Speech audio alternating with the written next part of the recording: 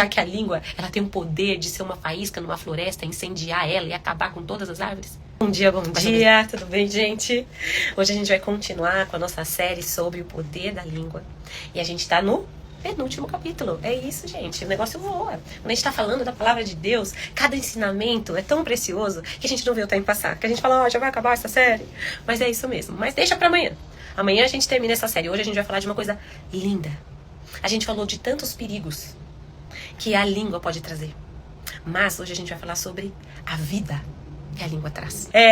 Como o poder da vida na língua. E eu separei uns trechos e uns textos tão lindos para inspirar a gente a declarar lindas palavras de vida por meio da nossa boca.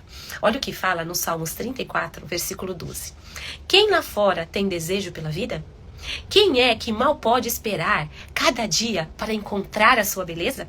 Guarde a sua língua da profanação e que nenhuma mentira passe pela sua boca. Aquele que tem desejo pela vida deve guardar a sua boca.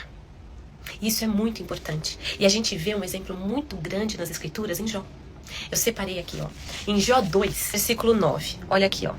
Então sua mulher disse: e você, ainda vai manter a sua integridade? Amaldiçoe seu Deus e acabe com isso de uma vez. Mas Jó responde: você não sabe o que você está falando. Perdeu a razão, mulher? Se recebemos coisas boas de Deus, por que não receberíamos também as coisas ruins? Apesar de tudo, Jó não pecou com a sua língua. Você vê como Jó estava passando por circunstâncias que estavam levando ele ao limite. E ainda assim, ele conseguiu controlar a sua boca para não amaldiçoar o Senhor. E se Jó consegue, por que a gente não? Se Jó consegue guardar a sua boca da maldição, por que a gente não conseguiria? Outro exemplo que a gente tem aqui, em Jó mesmo, é Jó 27. E ele fala o seguinte, ó, 3 e 4. Quanto eu tiver vida em mim e tiver fôlego de Deus nas minhas narinas, meus lábios não terão lugar para a injustiça e nem para a mentira. Jó fez um compromisso. Jó tomou uma decisão. Dos meus lábios não sai maldição. Dos meus lábios não sai mentira. Dos meus lábios não sai palavras de morte. E de maneira alguma eu vou deixar fluir dos meus lábios aquilo que vai desagradar a Deus. Se Jó conseguia e ele não tinha o Espírito Santo dentro dele, imagina nós. Não tem como não falar sobre uma série do poder da língua sem não enaltecer a presença do Espírito Santo e a graça que flui por meio dele para nos ajudar a não pecar com os lábios. A gente já falou sobre o quanto o crente tem que evitar fofoca, sobre o quanto o crente ele pode usar o nome do Senhor em vão e colocar Deus no meio de conversas onde ele não deveria estar. E às vezes, né, é onde nem nós deveríamos estar, como diz o Salmo 1, que a gente não tem que sentar em rodas de escarnecedores, daqueles que tiram sarro de Deus, aqueles que debocham do Senhor. E Jó decidiu que não ia ser essa pessoa. E se Jó, sem o Espírito Santo, conseguiu, e nós, que temos o Espírito Santo?